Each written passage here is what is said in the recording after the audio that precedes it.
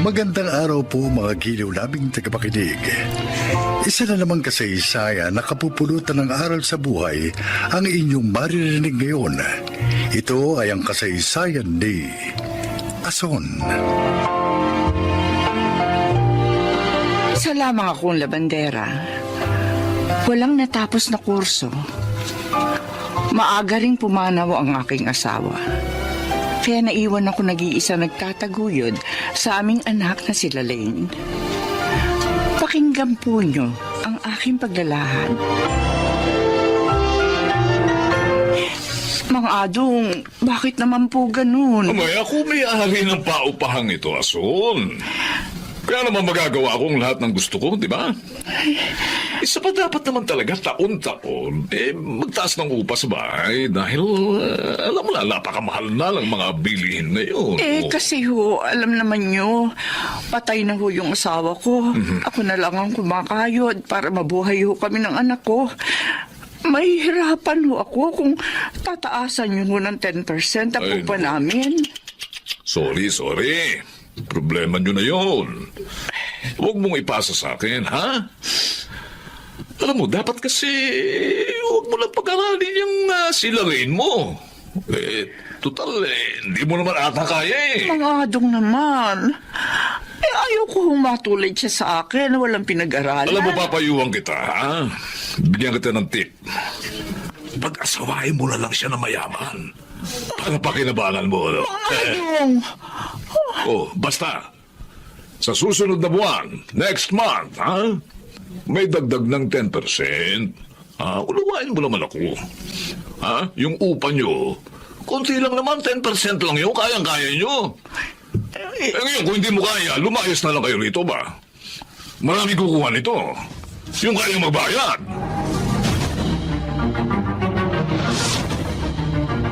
Nay, bakit hindi pa po kayo natutulog? Hating gabi na po ah. Maaga pa kayo maglalabada. Sige na, anak. Mauna ka na. Si Mang Adong po bang iniisip ninyo? Yung mga sinabi niya kanina? Alam mo, Narinig ko pong lahat ng sinabi niya sa inyo kanina. Di na nga lang ako nagpakita sa kanya eh. Hindi po kayong umiyak. May naisip na po akong paraan para mabawasan ang problema natin. ano yun? Nangangailangan po ng tindera sa kantin ng university namin. Papasok po ako doon para yung kikitain ko doon, yun na po ang panggastos ko sa pag-aaral ko. Pero baka mahirapan ka. Baka maapektuhan ang pag-aaral mo. Hindi po, Nay. Kaya ko po. Nasa time management lang po yan. Ang mahalaga, mabawasan man lang kahit paano ang kakapusang nararanasan natin. Kung buhay lang ang tatay mo, may makakatulong ako eh. Pero wala na po si Itay. Kaya tayong dalawa na lang po ang magtutulungan.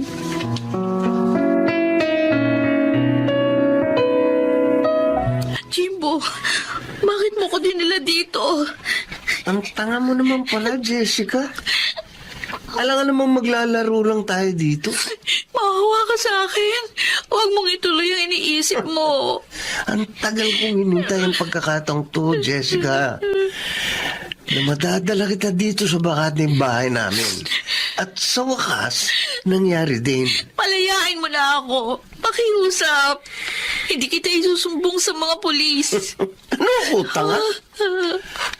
Nasa akin ang pagkakataon para maging akin ka. Pakakawalan ko pa ba? Jimbo! Ha? Natural, hindi mo nga. Bitiwan mo ako! Ayoko! Huwag ka nang magpumigil. Wala ka naman magagawa eh. Sabi ng bitiwan mo ako! Kinalmot mo ako sa mukha. Ito ba? Walang niya ka. Para mo ng awa. Tanggapin mo nang hindi kita mahal. Walang niya akong babae ka. Sa lahat ng ayaw ko, yung sinasaktan ako ng babae. Ano ko? Isang suntok lang pala sa sikmura ang katapat mo eh. Ngayon, wala ka ng malay. magagawa ko na ang lahat ng gusto kong gawin sa iyo. Pagsasawaan kita, Jessica.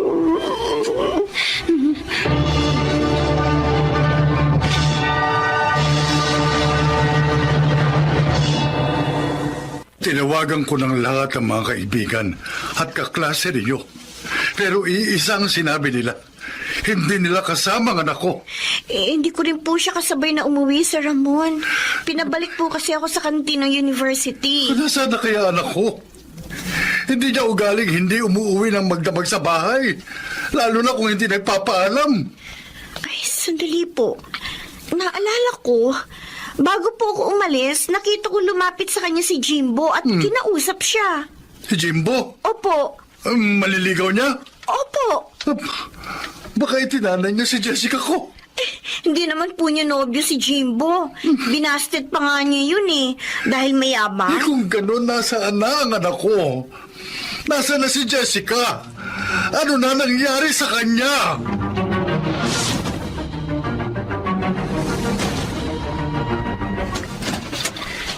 Good morning, Aling Ason. Ay, good morning din, Jimbo.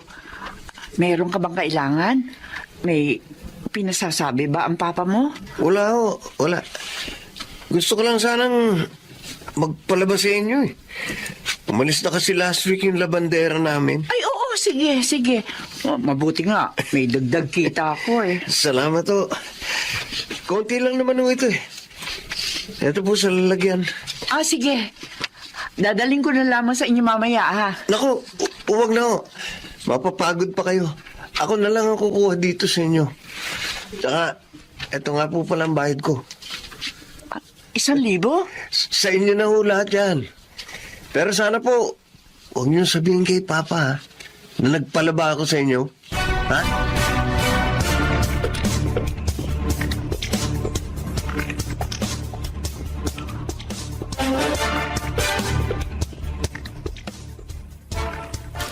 Nakapagtataka talaga si Jimbo.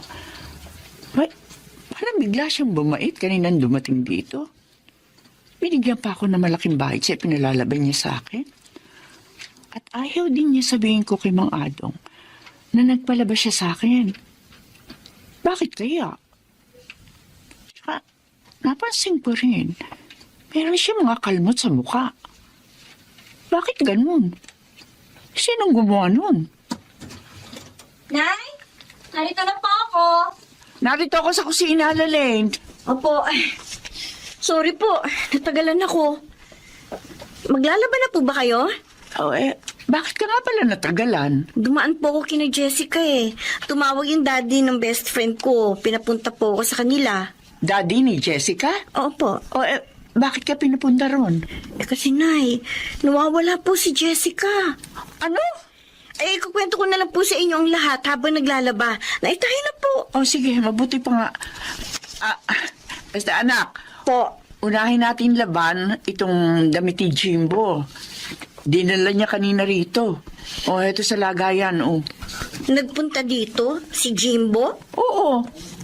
Nagtataka nga ako eh. Pero parang biglang bumait. Binigyan pa nga ako ng 1,000. Bayad daw dito sa pinalalaban niya. Ay, teka. Kukunin ko na sa plastic tong dinala niya. Ay, Nay, may nahulog sa kinuha niyong labahin, no? Ha? My God! Ang nahulog! Bracelet ni Jessica! Ano? Sigurado ka ba, anak? Opo! Suot niya po ito eh. Nahuli namin siya nakita. Ay, paano napunta yan kay Jimbo? Teka, yung mga damit ni Jimbo.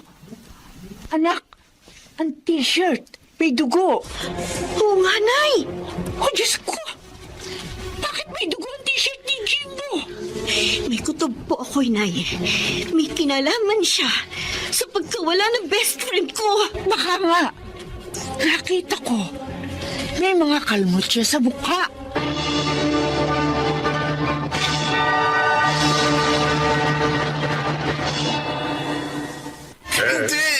Hindi ako sasama sa inyo! Ano kailangan nyo sa anak ko?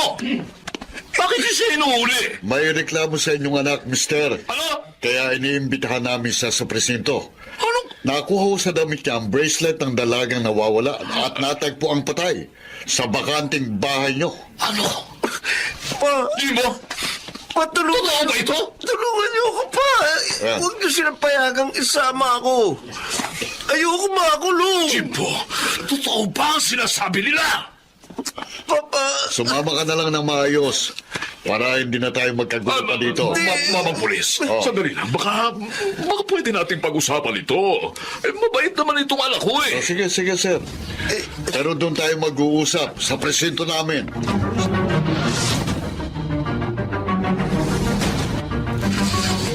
Napakasakit nitong pagkikita natin, anak. Nakabalik ka nga rito sa bahay natin. Pero patay ka na. Mang Ramon, nakikiramay ho kami. Kayo pala, Son, Lalay. Nalulungkot to ako sa nangyari sa kaibigan ko. Ang walang yung Jimbo na yon. Siyang may kasalanan ng lahat. Hindi niya natanggap ang kabiguan niya sa anak ko, kaya niya dinukot, ginahasa at pinatay. Pero, paano po napunta sa bulsa ng pantalon niya ang bracelet na suot ni Jessica?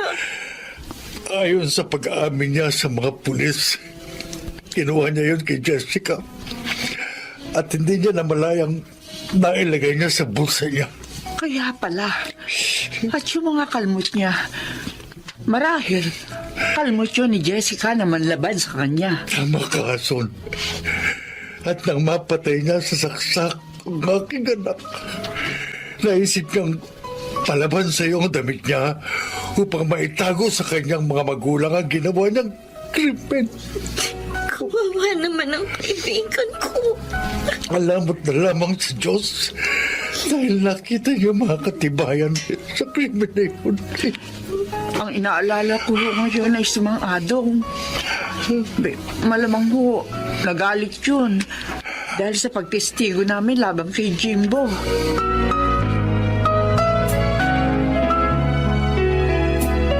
Lumayas kayo sa bahay ko! Ngayon din! Hindi ko kailangan ng upa ninyo! Huwag naman ho. Maluwag!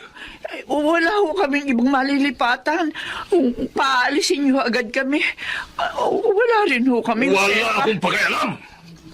Basta naman gusto ko lumayas kayo rito. Ngayon din! Walang utang na loob kayo! Nakatira na nga kayo rito. Ipinahamak niyo pa ang anak ko! Oh, Nay, umalis na lang po tayo dito para wala nang gulo. Galit.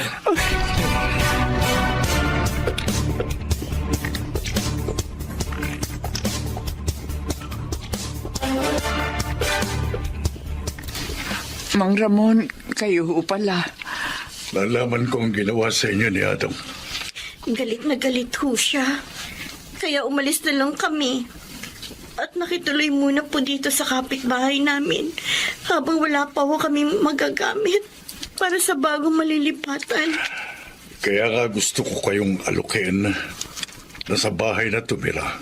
Ho? Sa amin ka na magtatrabaho, Ason. At kami na ng aking asawa ang magpapaaral kay Lalaine.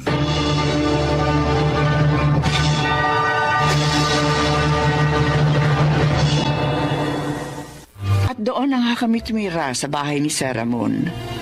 Sa kanila na ako nagtrabaho hanggang sa makatapos ng pag-aaral si Lalaine. Sana po'y kinapulutan niyo ng aral ang aking kasaysayan. Ako po si Ason, isang dating labandera, at ito ang aking buhay. Hindi pinababayaan ng dakilang lumikha ang nilalang na may malinis na kalooban. Mga nagsiganap, Chiquit del Carmen Amor, Rosana Villegas, June Martin Legaspi, Lionel Benjamin, Bobby Cruz, at Susan Robles sa papel na Ason. Naglapat ng angkop na tunog, Jerry Mutia, sa musika ni Buboy Salonga. Supervisyong teknikal, Eric Lucero at Bong Muyar. Creative Consultant, Phil Cruz. Production Assistant, Anching Cruz. Ito'y mula sa panulat ni Telma Corporal Alcantara sa direksyon Salvador M. Royales. Ito ang aking buhay.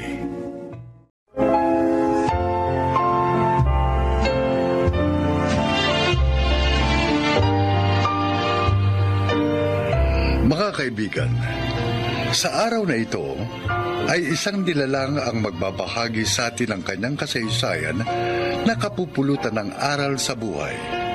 Siya po ay si Norman. Ako po'y naninirahan dito sa Cavite. Isa po akong pianista. Bago mag-pandemic, tumutugtog ako sa ilang malalaking restaurant. Pakinggan po ninyo ang aking kasaysayan. Congratulations, Norman. Puring-puri ka na naman ang mga customer natin kanina. Napakahusay mo raw tumugtog. Plakado, sabi nila. Salamat po, ma'am. Talaga pong pinagbubuti ko po ang pagtugtog para masiyahan po ang lahat ng kumakain dito sa restaurant nyo.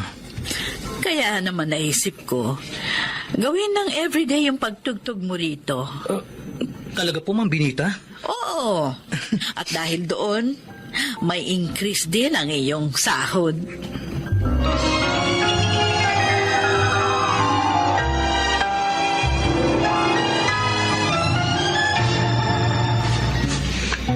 Ang ganda na restaurant niyo, Alvin. Ang linis at ang laki pa. At may pianist pa. Sabi ko na sa'yo, magugustuhan mo rito eh. Ikaw lang. Matagal na kitang niyayaya pero ngayon ka lang sumama sa akin. Pasensya ka na. Alam mo naman busy ako sa studies ko eh. Oh, what do you want to eat? Bahala ka na. Hindi naman ako pihikan. At saka, mukha namang masarap ang mga food niyo dito. Right. Alvin, gusto ko sanang mag-request sa pianist ng tutugtugin niya. Can we talk to him later?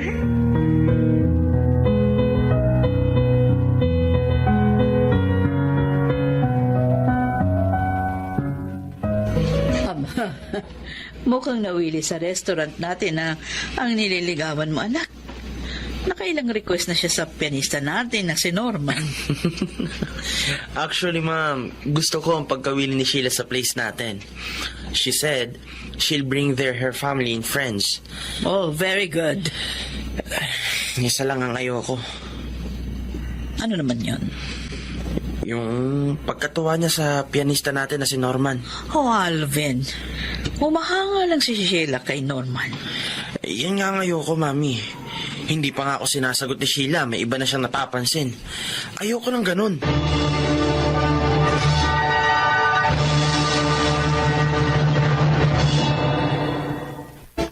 Anong sabi mo, anak? Parang galit sa'yo yung anak ng may-ari ng restaurant na pinapasukan mo? Opo, ma. Hindi ko naman po alam kung bakit. Wala naman ako masamang ginagawa sa kanya. Baka naman nagsaselo sa'yo. Dahil sa pagiging magiliw sa'yo ng kanyang girlfriend. Hindi ko po alam kung girlfriend nga niya si Sheila o nanliligaw pa lang siya. Pero close nga po siya sa akin. Oo. Malamang na selos nga ang dahilan nun.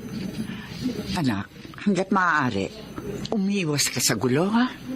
Lalo na nga, anak siya ng boss mo. Ma, ganun naman po talaga ang ginagawa ko. Mabait po si Ma'am Binita. Ayaw kong sumama ang loob niya sa akin. Sayang nga lang dahil hindi nagmana kay Ma'am ang anak niya. Mayabang po kasi si Alvin. At kung kumilos, akala mo siga.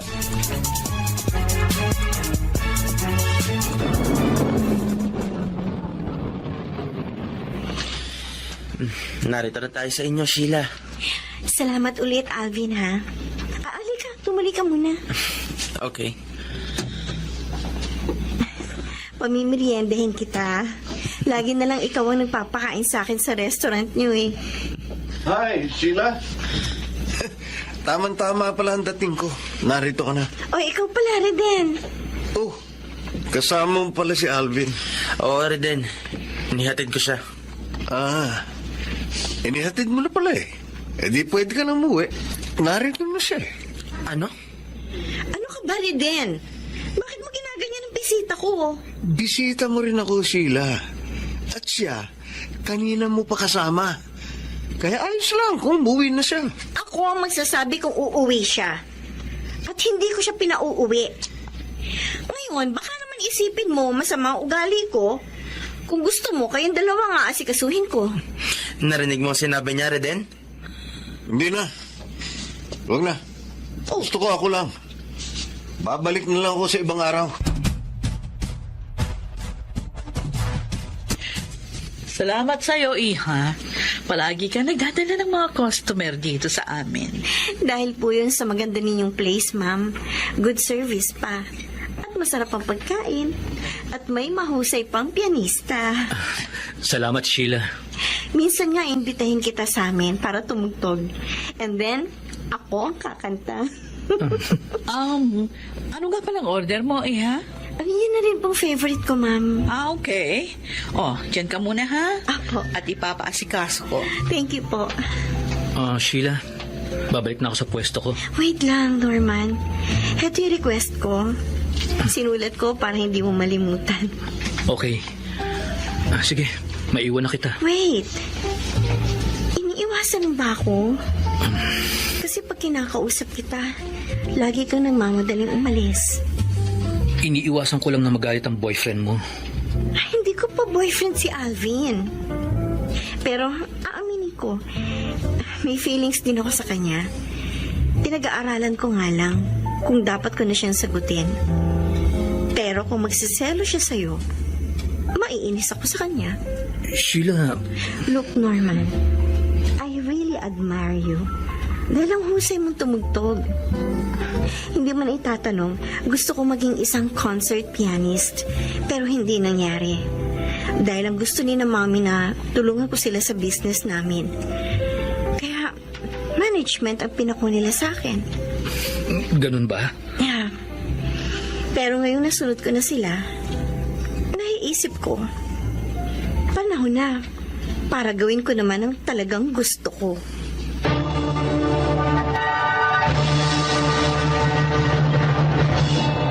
Salamat, Sheila! Ang saya-saya ko!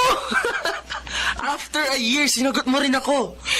Dahil nakita ko namang matyaga ka at talagang mahal mo ko. Medyo nag-aalala nga lang ako nitong mga nakaraang buwan na baka hindi mo ako tanggapin. Bakit naman? Dahil sa pianist sa restaurant namin. At talaga nga pala nagsiselos ka sa kanya. Okay, ikukwento ko sa'yo kung bakit magaan ang loob ko kay Norman. Makinig ka.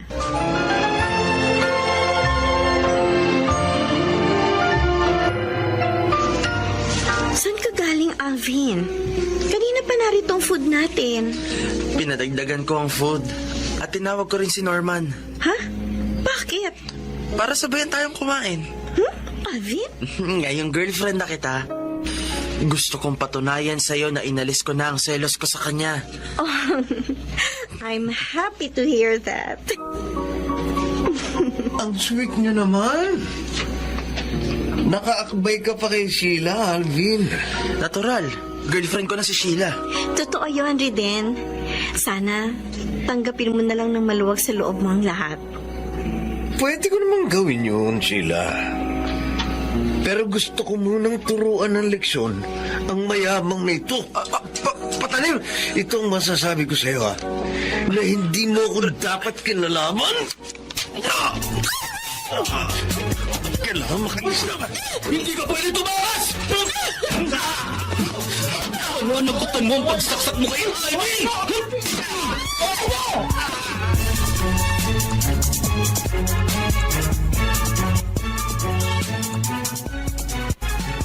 Anak, kumusta na ang anak ng boss mo? Pinuntahan kita rito para samahan ka. Ginagamot pa po siya ng mga doktor, ma. Oh, anak, bakit ka umiiyak? Nang buhatin po namin siya kanina, lalo ko po nakita ang tama ni Alvin.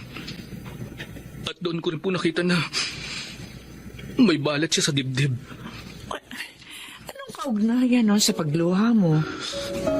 Ma, May balat din po sa dibdib ang kapatid kong si Alvin na matagal na nawalay sa akin.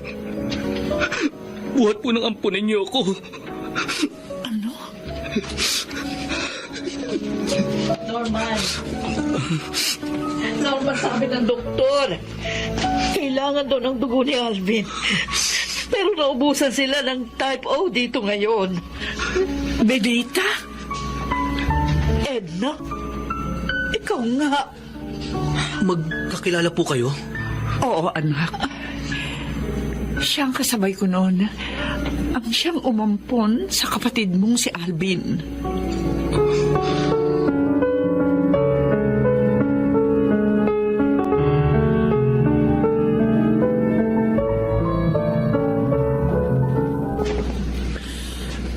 Sabi niyo, Mami, ngayon nang labas ko dito sa ospital. Oo, Iho. Nakapag-file na nga rin ako ng reklamo laban kay Reden. Salamat po. Sa dami ng ebidensya natin, kahit na may pera pa siya, siguradong makukulong siya. Talagang gusto ko pong managot siya. Inilagay niya sa panganib ang buhay ko. Buti na lang at may nag-donate ng dugo para sa akin. Totoo yan, Iho. Mami, gusto ko pong makilala at mapasalamatan ng tumulong sa akin. Oo, kasama ko na siya. Halika na rito. Alvin, kumusta na ang pakiramdam mo? Norman? Ikaw... Siya nga, Iho. Siya ang nagbigay sa'yo ng dugo. Ang iyong Kuya Norman. Ang iyong kapatid. Kapatid ko? Oo, Alvin. Ako ang kuya mo. Nagkahiwalay tayo sa bahay ampunan nung ampunin tayo ng magkaibang pamilya. 7 years old ka pa lang noon. At ako naman, 12. Naaalala mo ba kapatid ko? Oo, Kuya. Hindi ko nakakalimutan yun, Kuya Norman. Salamat sa Diyos. Niloob niyang muli tayo magkita. Alvin, kapatid ko.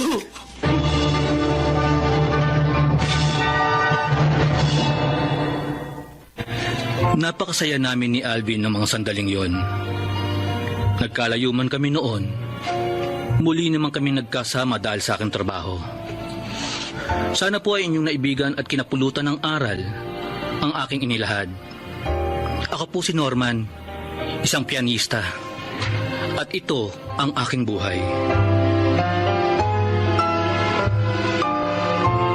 Mga bituin ng radyo na nagsiganap. Susan Robles, Angelo Alcantara, Rosana Villegas, Chiquit del Carmen Amor, Lionel Benjamin at Alan Ortega. Naglapat ng angkop na tunog Jerry Mutia. Sa musika ni Buboy Salonga. Supervisyong teknikal ni Eric Lucero at Bong Muyar. Creative consultant Phil Cruz. Katulong sa produksyon Anching Cruz. Sumulat ng ating kasaysayan Telma Corporal Alcantara. Sa direksyon Salvador M. Royales. Ito ang aking buhay.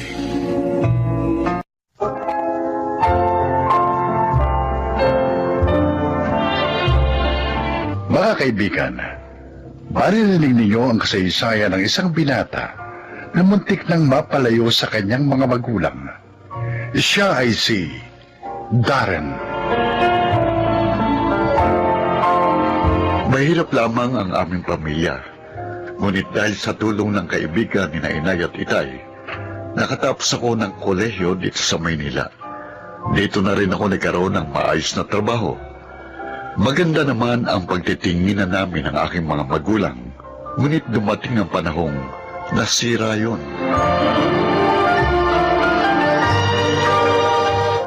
At tinanggap na pala nitong dalaga ko ang pag-ibig mo, Darren. Opo, Ma'am Cora. Kaya po sinabi ko kay Femi na ipaalam na po namin ito sa inyo. Natutuwa ako at nagpapasalamat at ginawa mo ito. Ibig lang sabihin, iginagalang at nirerespeto mo ko. Sabi ko naman po sa inyo, Mama, mabait po si Darren. Naniniwala na ako sa iyo, Femi. Ang gusto ko lang sana, Darren, ay igalang mo ang aking anak. Huwag kayong lumagpas sa inyong limitasyon. Lalo na nga, hindi pa kayo kasal. Makakaasa po kayo, Ma'am Cora. Salamat.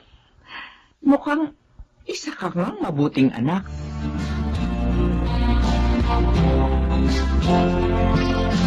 Kaya naman parang ibang sigla mo ngayon ah. Sinagot ka na pala ni Femi. Oo, mahal na mahal ko siya, Kevin. Siya ang babae gusto kong makasama habang buhay. Aba, mukhang nangangamoy kasala na. Ang bilis ah. Ayoko nang patagalin pa eh. Gusto ko na siya makasama. Kaya ang bala kong yayain na siyang pakasal. Oh? Total, may ipon na rin naman ako at maayos na trabaho. Aba, naku dapat pala. Malaman na yan ni na Aling Lita at Mang Homer. Ha? Hindi, wala akong planong sabihin sa kanila. Ano? Oh, bakit naman? May problema ba kayo ng mga magulang mo? Galit ako sa kanila eh. Ilang buwan ko na nga silang hindi pinadadala ng tulong. Ha? Oh, bakit naman, Darren? Kailangan nila ng tulong mo. Kasalanan nila. Kaya bahala sila.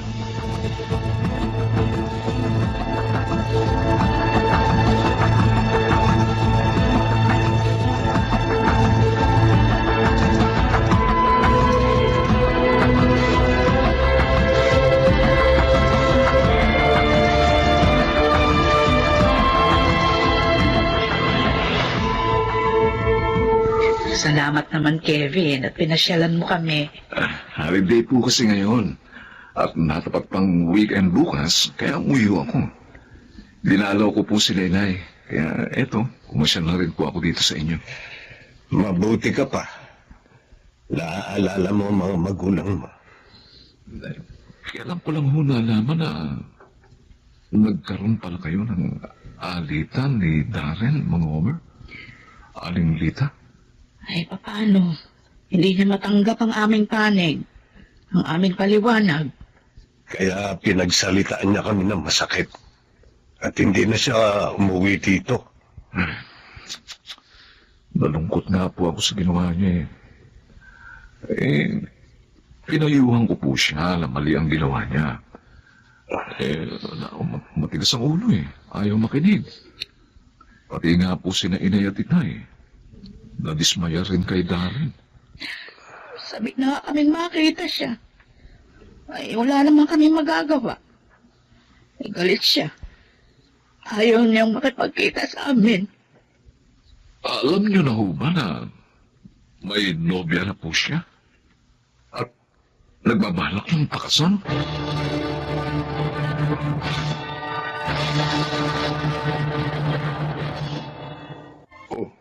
Bakit hindi mo ginagalaw ang pagkain mo, Lita? Naalala ko lang ang anak natin, Homer. Kasi paborito niya ang ulam na ito. Huwag mo na siyang isipin. Magkakasakit ka lang kung lagi kang malulungkot at iiyak. Ay, hindi ko maiwasan. Saan ba tayo nagkulang ng pagpapalaki sa kanya? Sinikap naman natin na palakihin siya. Nang may kagandahang asal, bakit ay kaganon? Nadala siya ng kanyang paniniwala. Higit na naging matimbang sa kanyang puso ang paniniwalang yon kaysa sa pagmamahal niya para sa atin. Maunawaan pa kaya niya tayo? Yun ang idalangin natin sa Diyos, Lita.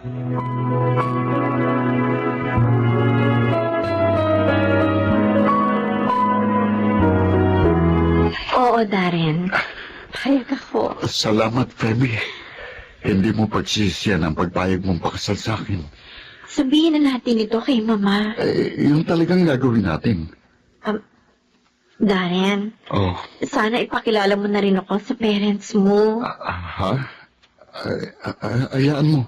Gagawin ko.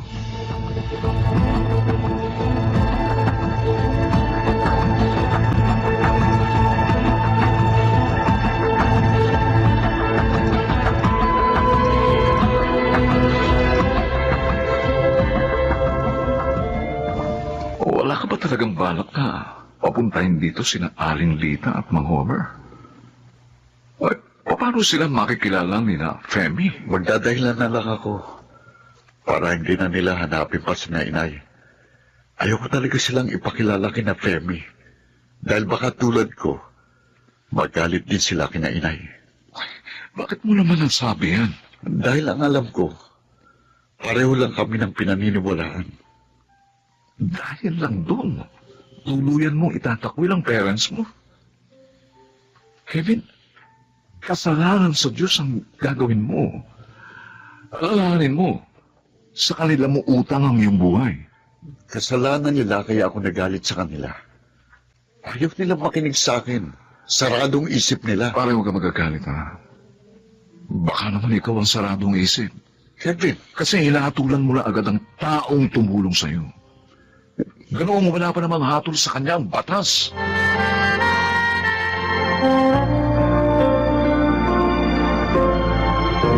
Darren, anak. bakit kayo na pa rito? Sabik na kaming makita ka. Kaya nagpunta kami dito. Kumusta ka na? Ilang buwan ka lang hindi dumadalo sa bahay. Hindi ka rin nagte-text o tumatawag man lang. May sinabi na ako sa inyo noon, hindi ba? Darren, hanggang ngayon ba naman? Galit ka pa rin sa amin? Tapos na yun. Hindi ba pwedeng kalimutan na natin? Hindi kayo nakinig sa akin. Anak, yun ay dahil mali ka naman. Walang kasalanan ng kaibigan ko. Napatunayan na niya yun sa korte. Isa pa, tayo ay may kalayaang paniwalaan kung anong ibig natin. Bakit ka nagagalit sa amin? Pero hindi naman kami nagalit sa iyong pinanindigan. Kung nakinig kayo sa akin, maaaring hindi kami nabigo. Talaga bang mas mahalaga na sa iyo ang ibang tao kaysa sa amin ang mga magulang mo? Umalis na kayo. Marami pa akong gagawin. Darren! Halika na, Alita. Halika na. Umalis na tayo. Pinagsarahan na niya tayo ng pinto. Excuse me po. Oh, Bakit po nariyan kayo sa labas? galit sa amin ang anak namin. Kaya uuwi na kami. Ho? Kayo po ang parents ni Darren? Oo, hindi. Bakit po siya nagalit sa inyo?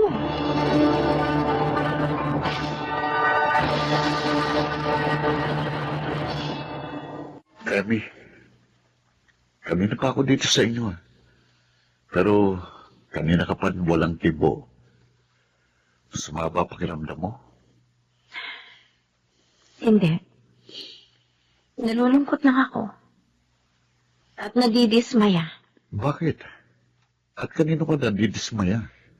Sa'yo. Sa akin? Teka, hindi ka na maintindihan. Nagpunta ako sa tinutuluyan mo kahapon. Dadalan sana kita ng baked macaroni. At naabutan kong lumuluha sa labas ng bahay mo ang mga magulang mo. Ha? At sa pagtatanong ko sa kanila, nalaman ko ang lahat. Karen, bakit mo ginawa sa kanila yun? Femi, umanig na inay sa mali. Sa vice mayor namin. Kahit na nga alam ng lahat na may dinispal kong pera yun. Ang sabi ng mga magulang mo, napawalang sala na ang vice mayor ninyo. Bakit galit ka pa rin? O baka naman, dahil hindi kayo pareho ng sinuportahan. Nabigong sinuportahan ko dahil sa kanila. My God, Darren. Sinisisi mo sila dahil doon? Bakit? 2 points lang ba ang laman ang sinuportahan nila sa kandidato mo? Bakit ka ba nagagalit sa akin? Pareho lang naman ang partidong sinuportahan natin. Oo, totoo. Pero open-minded kami ni Mama. Hindi namin sisirain ang pakikitungo namin sa aming pamilya, kamag-anak at kaibigan dahil lang sa sinuportahan namin. Hindi niya kami alipin. Sana naman ganun ka rin. Hindi naman natin utang sa mga politiko ang ating buhay, kundi sa ating mga magulang.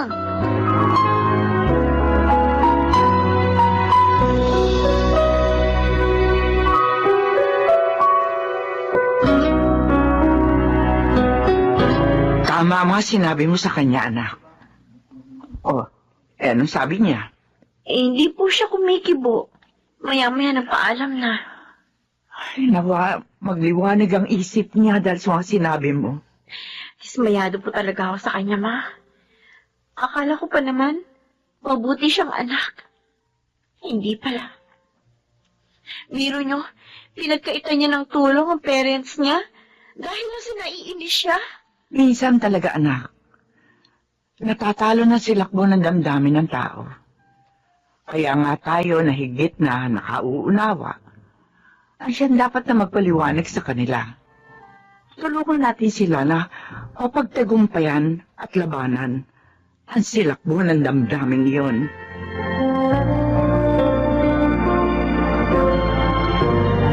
Lita, nalulungkot ka na naman. Siyempre, hindi mo naman may aalis sa akin yun, Homer. Nasasaktan pa rin ako. Ay, maaalala ko ang ginawa sa atin ni Daddy. Yun din naman ang nadarama ko. Pero nagpapakatatag ako at umaasa na magliliwanag din ang isipan ng ating anak. Nay? Tay? Homer, si Darren narito. Darren, anak, Patawarin po ninyo ako, Nay. Tay, sa mga masasakit na ginawa't sinabi ko sa inyo. Nadala po ako ng silakbo ng damdamin ko. Kinailangan pa ang ibang tao upang maliwanagan ako. Patawad po. Mahal ka namin, anak. Nay, Kahit nasaktan mo ang aming damdamin. Hindi ka namin matitiis. sapat na sa amin na hindi ka nagalit at nauunawaan mo na kami.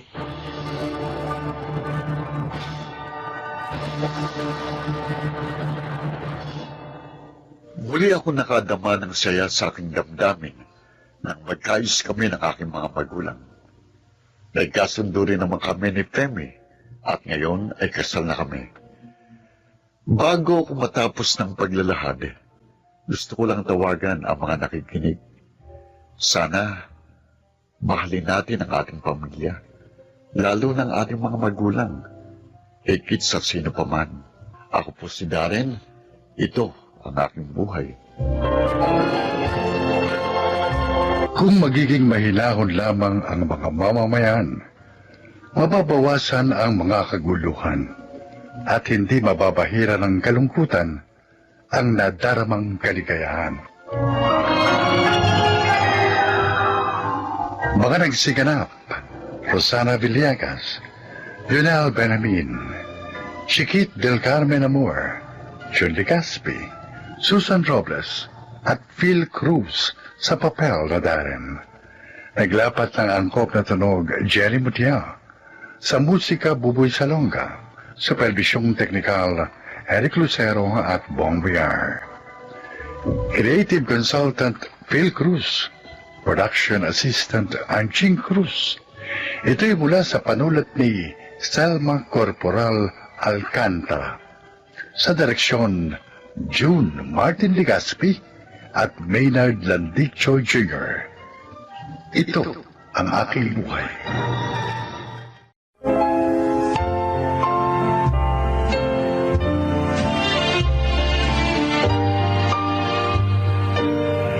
Mga kaibigan, sa araw na ito ay isang nilalang ang magbabahagi sa atin ng kanyang kasaysayan na kapupulutan ng aral sa buhay. Siya po ay si Norman.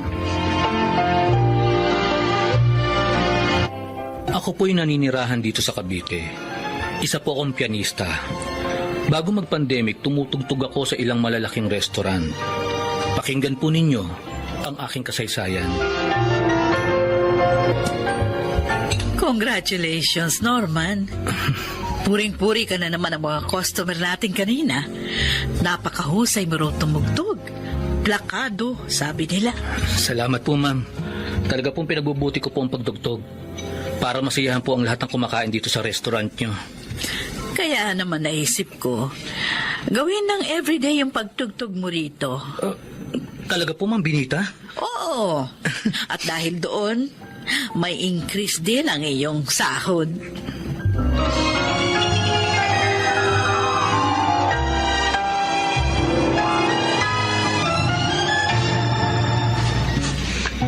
Ang ganda na restaurant niyo, Alvin. Ang linis at ang laki pa. At may pianist pa. Sabi ko na sa'yo, magugustuhan mo rito eh. Ikaw lang. Matagal na kitang niyayaya pero ngayon ka lang sumama sa akin. Pasensya ka na. Alam mo naman busy ako sa studies ko eh. Oh, what do you want to eat? Bahala ka na.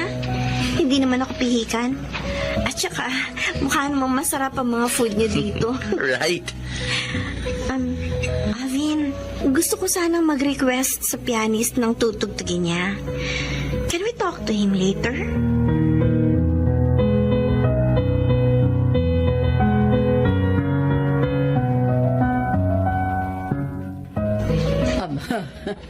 Mukhang nawili sa restaurant natin na ang nililigawan mo, anak. Nakailang request na siya sa pianista natin na si Norman. Actually, ma'am, gusto ko ang pagkawili ni Sheila sa place natin. She said she'll bring there her family and friends. Oh, very good. Isa lang ang ayoko. Ano naman yon? Yung pagkatuwa niya sa pianista natin na si Norman. Oh, Alvin. Humahanga lang si Sheila kay Norman. Yan nga ang ayoko, mami. Hindi pa nga ako sinasagot ni Sheila. May iba na siyang napapansin. Ayoko ng ganun.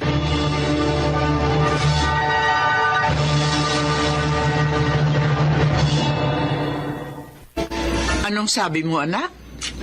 Parang galit sa'yo yung anak ng may-ari ng restaurant na pinapasukan mo? Opo, Ma. Hindi ko naman po alam kung bakit. Wala naman ako masamang ginagawa sa kanya. Baka naman nagsaselo sa'yo. Dahil sa pagiging magiliw sa'yo ng kanyang girlfriend. Hindi ko po alam kung girlfriend nga niya si Sheila. O nanliligaw pa lang siya. Pero, close nga po siya sa akin. Oh, malamang na selos nga ang dahilan nun. Anak, hanggat maaari, umiwas ka sa gulo, ha? Lalo na nga, anak siya ng boss mo. Ma, ganun naman po talaga ang ginagawa ko. Mabait po si Ma'am Benita.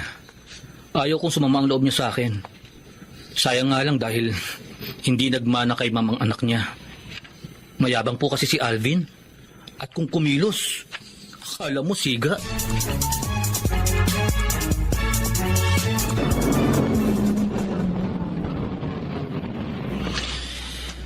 Narito na tayo sa inyo, Sheila. Salamat ulit, Alvin, ha? Halika, tumuli ka muna. Okay. Pamimeriendahin kita. Lagi na lang ikaw ang nagpapakain sa akin sa restaurant niyo eh. Hi, Sheila. Tama-tama pala ang dating ko. Narito ka na. O, ikaw pala, Reden. Oh, kasama mo pala si Alvin. Oo, Reden. Inihatid ko siya. Ah, inihatid mo na pala eh. Eh di pwede ka na umuwi. Narito na siya eh. Ano? Ano ka ba, Reden? Bakit mo ginaganyan ang bisita ko? Bisita mo rin ako, Sheila. At siya, kanina mo pa kasama. Kaya ayos lang kung umuwi na siya. Ako ang magsasabi kung uuwi siya. At hindi ko siya pinauuwi. Ngayon, baka naman isipin mo masama ang ugali ko. Kung gusto mo, kayong dalawa nga asikasuhin ko. Narinig mo ang sinabi niya, Reden? Hindi na. Huwag na. Gusto ko ako lang. Babalik na lang ako sa ibang araw. Salamat sa'yo, Iha. Palagi ka nagdadala ng mga customer dito sa amin. Dahil po yun sa maganda ninyong place, ma'am. Good service pa. At masarap ang pagkain. At may mahusay pang pianista. Salamat, Sheila. Minsan nga imbitahin kita sa amin para tumugtog. And then, ako ang kakanta. Ano nga palang order mo, Iha? Yun na rin pong favorite ko, ma'am. Okay. Oh, dyan ka muna, ha? Apo. At ipapaasikaso ko. Thank you po. Sheila, babalik na ako sa pwesto ko. Wait lang, Norman. Ito yung request ko. Sinulat ko para hindi mo malimutan. Okay. Sige, maiwan na kita. Wait. Iniiwasan mo ba ako? Kasi pag kinakausap kita, lagi kang nagmamadaling umalis. Iniiwasan ko lang na magalit ang boyfriend mo. Ay, hindi ko pa boyfriend si Alvin. Pero, aaminin ko, may feelings din ako sa kanya. Pinag-aaralan ko nga lang kung dapat ko na siyang sagutin. Pero kung magsiselo siya sa'yo, maiinis ako sa kanya. Sheila, Look, Norman, I really admire you. Dahil ang husay mong tumugtog. Hindi man itatanong, gusto ko maging isang concert pianist. Pero hindi nangyari. Dahil ang gusto ni na mami na tulungan ko sila sa business namin. Kaya, management ang pinako nila sa akin. ganun ba? Yeah. Pero ngayong nasunod ko na sila, naiisip ko, panahon na para gawin ko naman ang talagang gusto ko.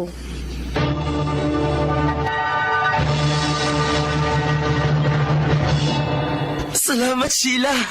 Ang saya-saya ko! After a year, sinagot mo rin ako.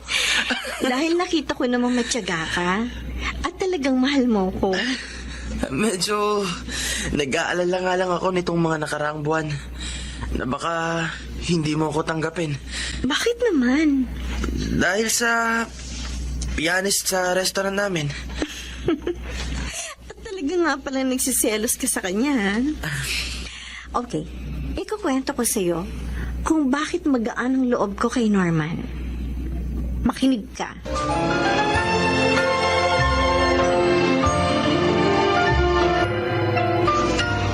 Saan ka galing, Alvin?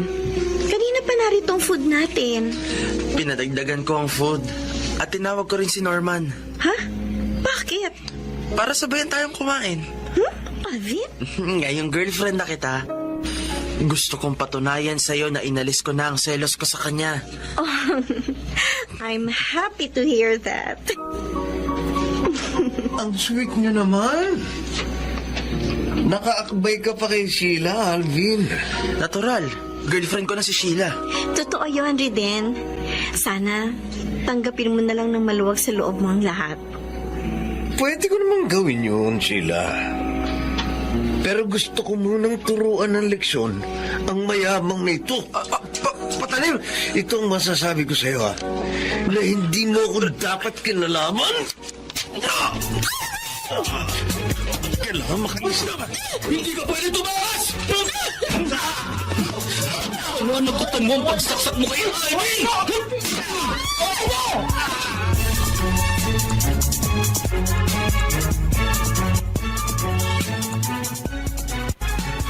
Anak, kumusta na ang anak ng boss mo? Pinuntahan kita rito para samahan ka. Ginagamot pa po siya ng mga doktor, ma. Oh, anak, bakit ka umiiyak? Nang buhatin po namin siya kanina, lalo ko po nakita ang tama ni Alvin. At doon ko rin po nakita na may balat siya sa dibdib. Anong kaugnayan nun sa pagluha mo? Ma, may balat din po sa dibdib ang kapatid kong si Alvin na matagal na nawalay sa akin. Buhat po nang ampunin niyo ako. Ano? Norman, sabi ng doktor, kailangan daw ng dugo ni Alvin.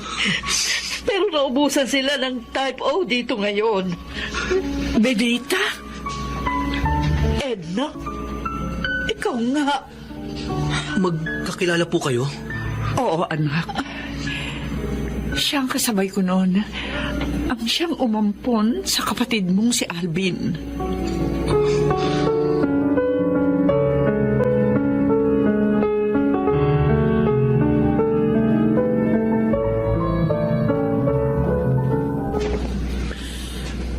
Sabi niyo, Mami, ngayon nang labas ko dito sa ospital. Oo, Iho. Nakapag-file na nga rin ako ng reklamo laban kay Reden. Salamat po. Sa dami ng ebidensya natin, kahit na may pera pa siya, Siguradong makukulong siya. Talagang gusto ko pong managot siya. Inilagay niya sa panganib ang buhay ko. Buti na lang at may nag-donate ng dugo para sa akin. Totoo yan, iho. Mami, gusto ko pong makilala at mapasalamatan ang tumulong sa akin. Oo, kasama ko na siya. Halika na rito. Alvin, kumusta ng pakiramdam mo? Norman? Ikaw... Siya nga, iho. Siya ang nagbigay sa'yo ng dugo. Ang iyong Kuya Norman. Ang iyong kapatid. Kapatid ko? Oo, Alvin. Ako ang kuya mo. Nagkahiwalay tayo sa bahay ampunan nung ampunin tayo ng magkaibang pamilya. 7 years old ka pa lang noon. At ako naman, 12. Naaalala mo ba kapatid ko? Oo, kuya.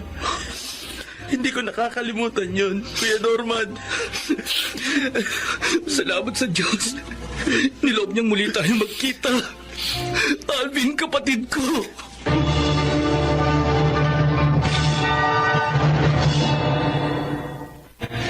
Napakasaya namin ni Alvin ng mga sandaling yon.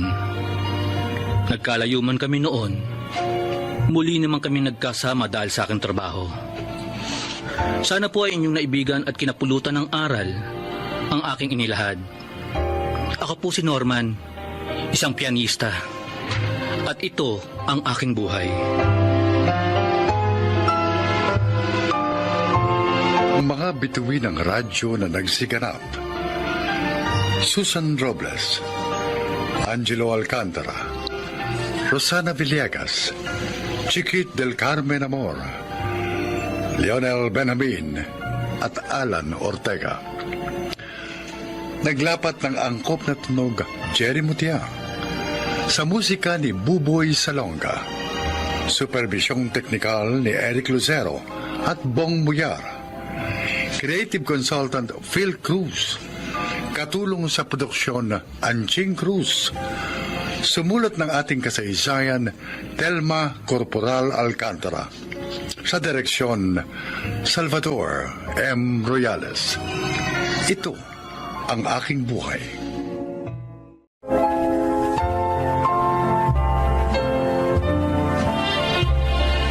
Magandang araw po mga kaibigan.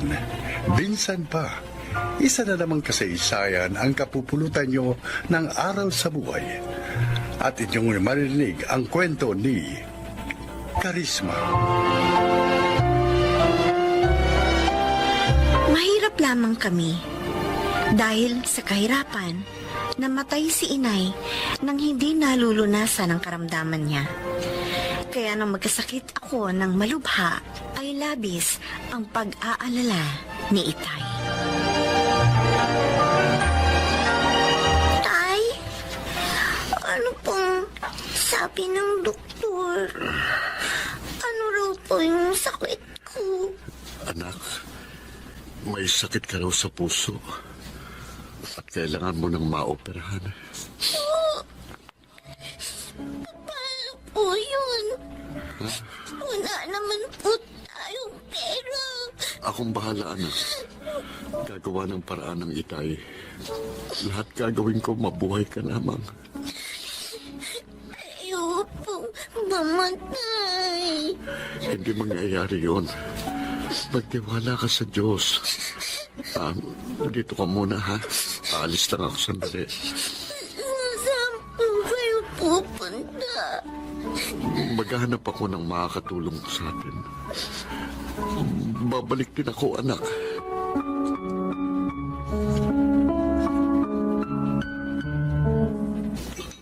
Oh. Well, yan. Mukhang nagmamadali kang kumain. May lakad ka ba? Yun talagang sasabihin ko sa iyo, Claro. Oh.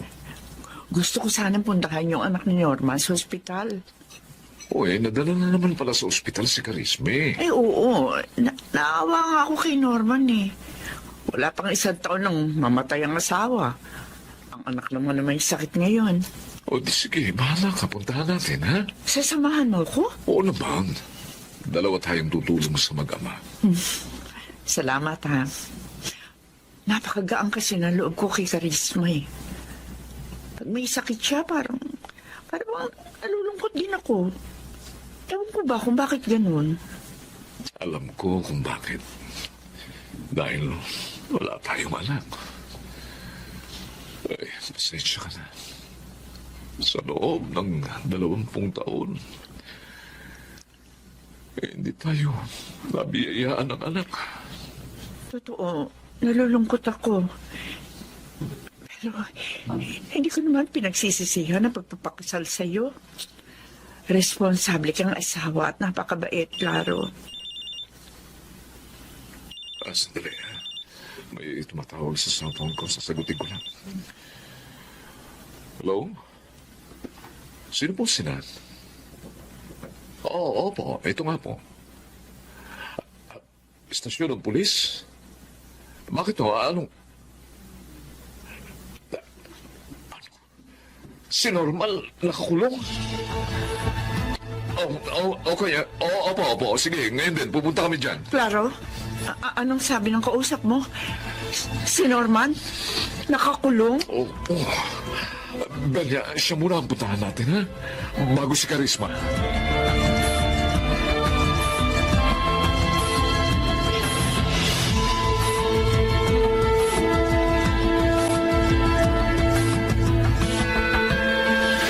Sir Claro, Ma'am Bella, salamat po sa pagparito.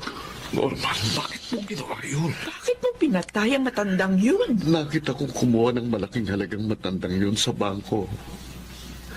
Natukso po akong kunin sa kanyang pera Diyos ko. para ho sa operasyon ni Karisma. Pero nalaban ho ang matanda, kaya nasaksak ko siya. At ang masakit, namatay siya. Hindi ko po gustong mangyari yun. Pero lang nangangad ko para po sa aking anak. Lalong malaking problema ito. Oo nga. Makukulong ka ng matagal. Parang awa niyo na po. Tulungan niyo ang aking anak. May sakit siya sa puso at kailangan maoperahan. Ano? Sa puso? Ang sakit ni Karisma? Opo, tulad din ng kanyang ina. Sir, ma'am, ayokong mamatay ang anak ko. Tulungan niyo siya para niyo ng awa. Kahit huwag na po ako, siya na lang po.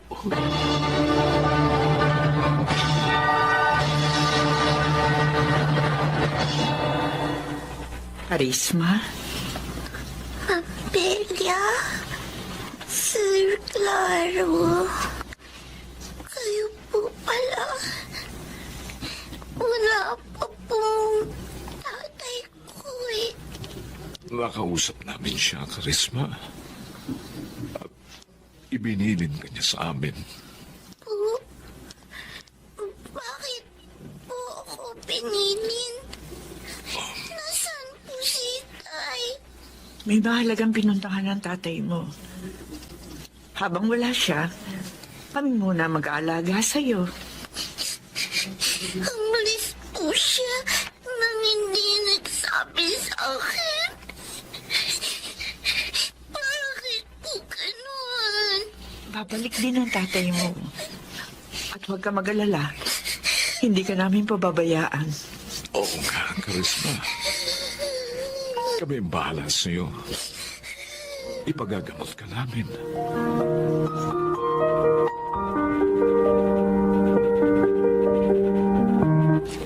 Aampunin niyo yung bata? Oo, Linda. Kawawa naman eh. At saka isa pa, wala naman kaming anak ni Claro. Kaya okay na rin yun. Magkakaroon kami ng anak. Kaya lang, hindi kaya magkaroon kayo ng problema sa kanya balang araw? Oh, bakit naman? Anak siya ng kriminal. Mabait na bata si Karisma. Tungkol naman sa kanyang ama, hindi gusto ni Norman ang ginawa niya. Natukso lamang siyang gawin yon dahil nga ibig niyang iligtas ang buhay ng kanyang anak. Ang sakit na yung kasi ni Karisma. Ang siya rin pumatay sa asawa ni Norman. Oy, kayo ang bahala.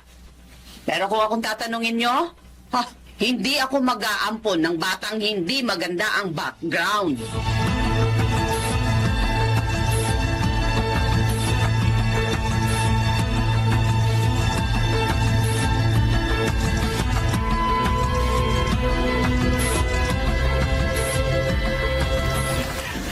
Masaya kami at magaling ka na ngayon, Karisma. Oo nga. Sa pasukan, pag-aaralin ka na namin, ha? Talaga po? Oo. Para magkaroon ka na magandang kinabukasan. Salamat po. Kaya lang, si Itay, hanggang ngayon, hindi pa rin siya bumabalik. Nasaan po ba siya? Babalikan po ba niya ako? Karisma, hindi namin alam kung kailan makababalik ang itay mo. Bakit niya po ako iniwan? Hindi na po ba niya ako mahal? Mahal na mahal ka niya, Karisma. Pero may nagawa siyang pagkakasala na kailangan niyang karapin. Ano po ang nagawa ni Itay? Sabihin niyo po sa akin. Please po.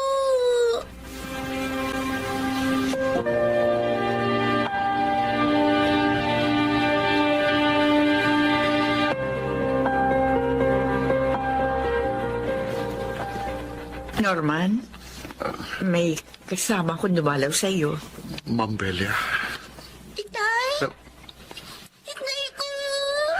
Ma'am Belia, hindi nyo na sana siya isinama pa dito. Awang-awa na kami sa kanya. Kaya sinabi na namin ang lahat. Matapos siyang gumaling sa kanyang sakit. Ayaw niya na po ba akong makita, Itay? Anak, gustong-gusto kitang makita. Gustong-gustong makasama. Pero alam kong hindi na mangyayari yon dahil sa nagawa kong kasalanan. Anak. Magpakabait ka sana kina Ma'am Belly at Sir Claro, ha? Mahalin mo sila at paglingkuran.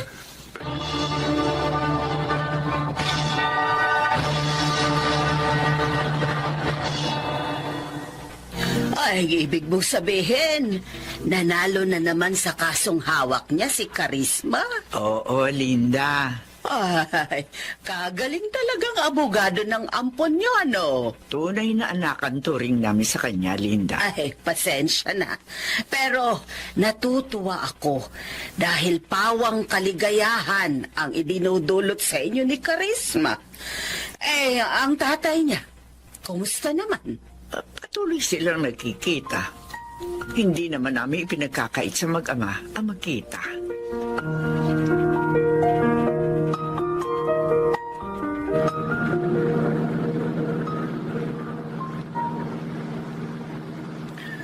May gusto ka pa bang puntahan natin, Karisma? Mukhang nasa mood kang samahan ako today, Ronnie. Last week, hindi kita nasamahan sa mga lakad mo. Kaya gusto ko naman makabawi today. Nag-aalala nga ako eh. Bakit naman? Baka sinamahan ka ng ibang maniligaw mo. Wala, no? Ikaw ang boyfriend ko. Kaya bakit ako magpapasama sa kanila? Ay, gusto ko sana dumaan sa correctional. Ha? May bago akong kliyente dun eh. Okay. Alam mo, nagtataka lang ako. Bakit sobra-sobra ang pagtulong mo sa mga bilanggo? Naawa ako sa kanila. Kasi yung iba sa kanila, hindi kayang kumuha ng abogado at nakagawa ng pagkakasala dahil sa kahirapan. Tulad ng tatay ko. Ano? Bilanggo ang tatay mo? Oo, Ronnie. Nakapatay siya. At nakulong. Nang dahil sa akin.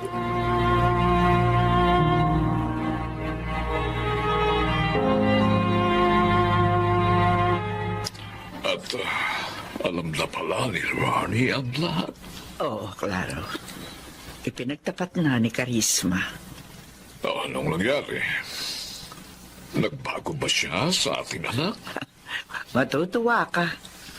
Walang nagbago sa damdamin niya kay Karisma. Ay, salamat naman.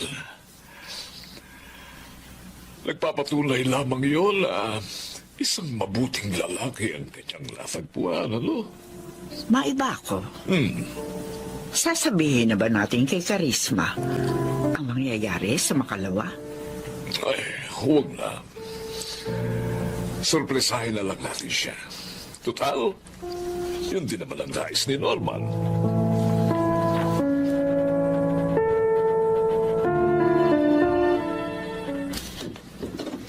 Mami? Daddy? Narito na po ako. Karisma, anak. Narito kayo. Malaki ako, anak. Hindi ko lang sinabi sa iyo nung uli nating pagkikita. Dahil gusto kong surpresahin ka. Oh, anak. Sa wakas, makakasama ko ng muli ang aking ama.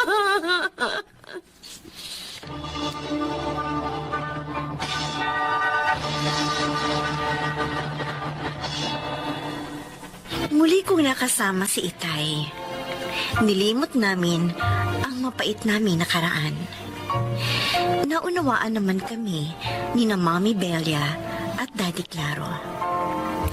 Sana po ay inyong kinapulutan ng aral ang aking kasaysayan. Ako po, si Karisma. At ito ang aking buhay. Mapait man ang nakaraan, maaari pa rin maging matamis ang kinabukasan. Huwag lamang mawawalan ng tiwala sa dakilang lumikha. Mga nagsiganap, Phil Cruz, June Martin Legaspi, Susan Robles, Jenaline de la Cruz, Maynard Landicho Jr., at Chiquit del Carmen Amor sa papel na Karisma. Naglapat ng angkop na tunog Jerry Mutia, sa musika Buboy Salonga, supervisyong teknikal Eric Lucero at Bong Biar, creative consultant Phil Cruz, production assistant Anching Cruz. Ito'y mula sa panulat ni Telma Corporal Alcantara, sa direksyon Salvador M. Royales. Ito ang aking buhay.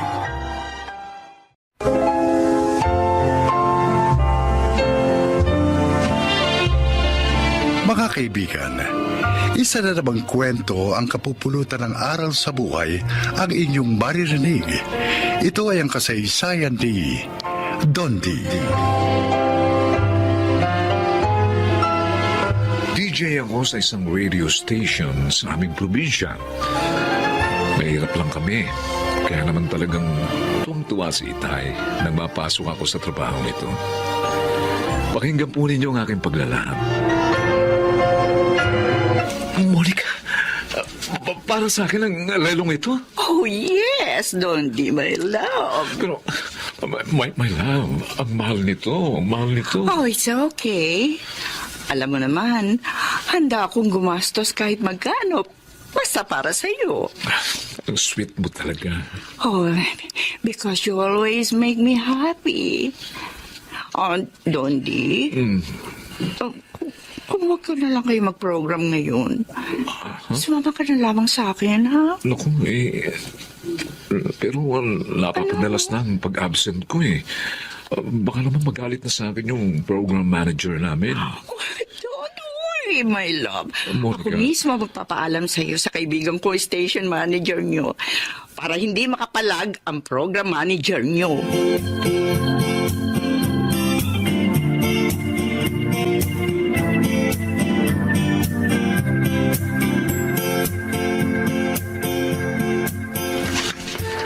Hating gabi ka nang umuwi, anak. Nakita ko nihatid ka ni Monica. Opo, Itay. Sinundo niya ako sa station. Siya rin bang nagbigay sa iyo ng mamahaling relungan? Opo. Anak, mali ang ginagawa mo eh. Huh? Dalawang babaeng niloloko mo. Si Emmy na matagal mo ng nobya at si Monica. Ginagawa mo siyang sugar mommy. Itay, hindi ko naman po sinadya ito eh. Nagkagusto siya sa akin at ginagastusan ako. O kasalanan ko ba yun? Hindi naman, di ba? Kasalanan mo pa rin, anak. Kasalanan mo pa rin. Dahil sinasamantala mong pagkahibang na sa'yo. Putulin mo ng relasyon nyo habang hindi ka pa napapahamak.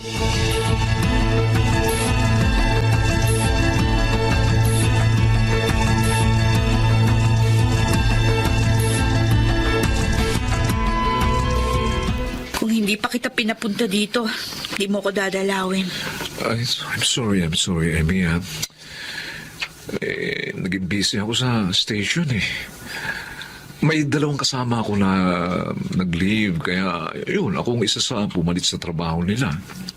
Baka naman naging abala ka lang sa mga listener mo na naloloko sa'yo. Ito naman, hindi naman totoo yan. Di ba sabi ko sa'yo, nagbago na ako. Sana nga, Donti. Totoo. Kasi honest naman ako sa'yo eh. Mula nung maging tayo. Sana, maging tapat ka rin sa akin.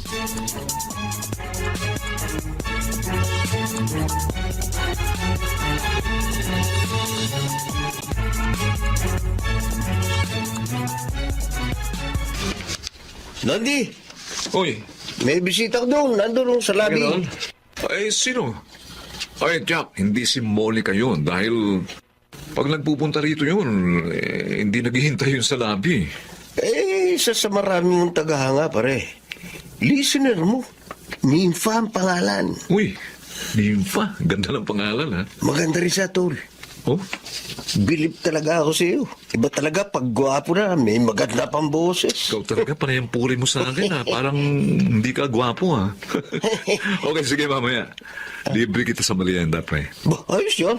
Pero dapat ngayon, puntahan mo na yung magandang chick na naghihintay sa iyo.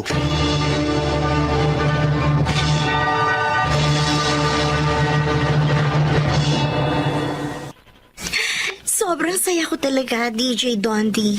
Dahil sumama ka sa akin mag-dinner. Yan naman talaga ang gusto kong mangyari. Ang mapasaya ka ngayong birthday mo. You know what? Hindi ka lang basta gwapo at maganda ang boses. Kind, sweet, and gentleman pa. At ikaw naman, ang ganda mo. Di bagay tayo. Baka naman magalit ang BF mo. I'm single, Dondi. Kaya, pwede tayo.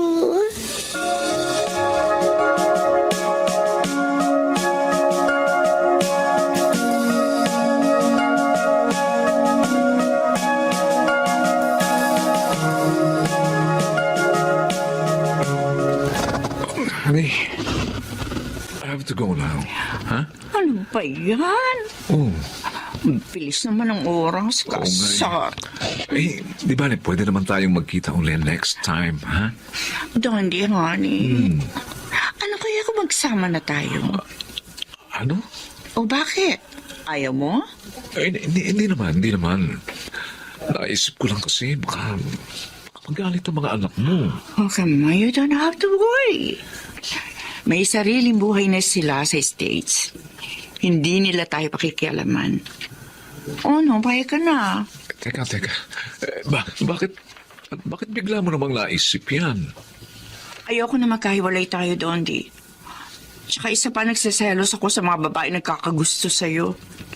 Kaya para hindi ka na nila makuha sa akin, naisip ko yun. O ano, papayag ka na.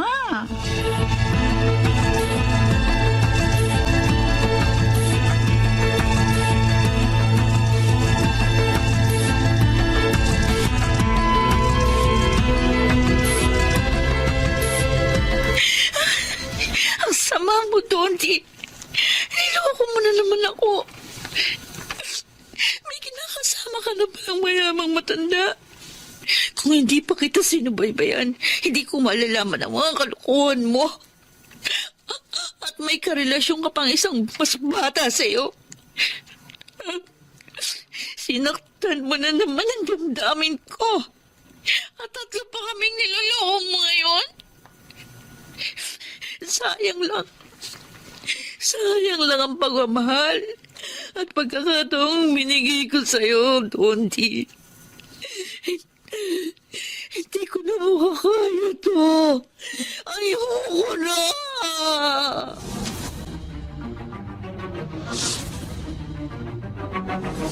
Pre, ang ganda ng tsikot mo.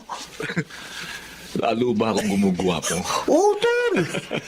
Marami na naman tsika madadapa sa'yo niyan. Binili ba para sa'yo yan ni Monica? Oo naman. Pre, hindi naman ako makakabili ng ganito kamahal na car. Sa kita lang natin dito, di ba? Oo nga. Ang laki na ng gastos ng matandang museo. Alam mo, parang Ricky, pinakikinabangan naman niya ako ha? Oo, napaliligayan ko siya. Lalo na nga ngayon, magkasama na kami. Uy, paano si Emmy?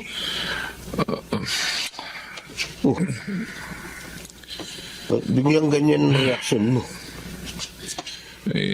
Nakipag-break na siya sa akin eh. Nabisto niya ang tungkol kina Nympha at Monica. Ganun ba? Pare, matanong nga kita. Sino ba sa tatlo ang mahal mo? Si Monica, si Nympha o si Emmy? Siyempre, si Emmy, pare. Siya ang long-time girlfriend ko. Sina Nympha at Monica. Pastime lang ang mga yun. Mahirap yan, pre. Hindi lang 2 ilog ang pinamamangkaan mo eh. 3 pa. Baka lumubog ka niyan.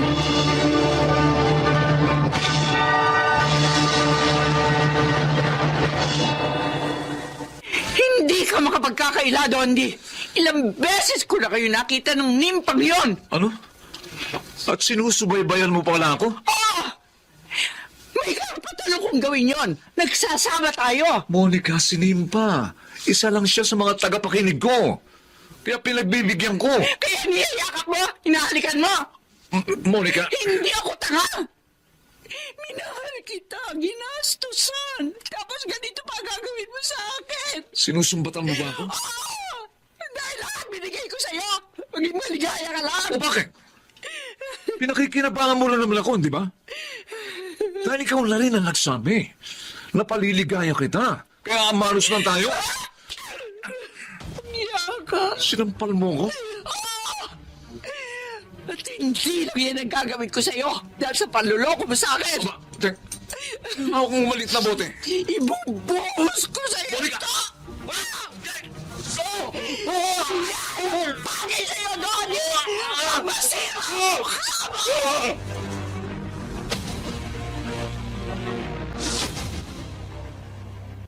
Bakit mo naman ginawa yun sa anak ko, Monica? Dapat lang sa kanya yon. Manluloko siya. Hindi makontento.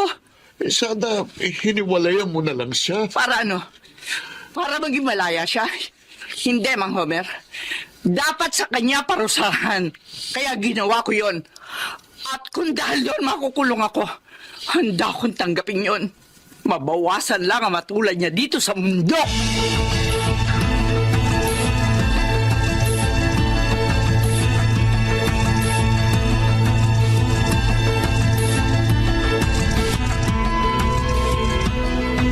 Eto na anak ang pagkain mo.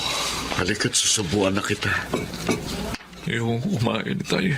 Anak, lagi mo na lang ginagawa ito. Masamang madalas na magpalipas ng gutom. Gusto ko lang mamatay. Huwag mo sabihin yan. May kabuluhan ka pa dito sa mundo. Kasalanan ko, Itay. Kasalanan ko kaya ako sinapit ito. Hindi ako nanganig sa iyo. Ngayon wala na ang lahat ng mga magagandang katangian ko.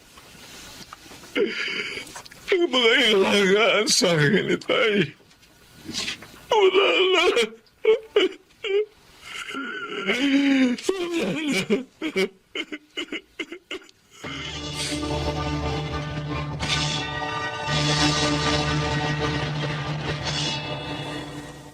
na. napakasakit ng ibinungas sa akin ang pangyayaring yun. Nasira na ang mukha ko. Nabulag pa ako at nawala ng trabaho. Ngayon ay narito ko. Tinutulungan ni Itay para muling makapagsimula at matanggap ang aking kapansanan. Ako po si Dondi at ito ang aking buhay.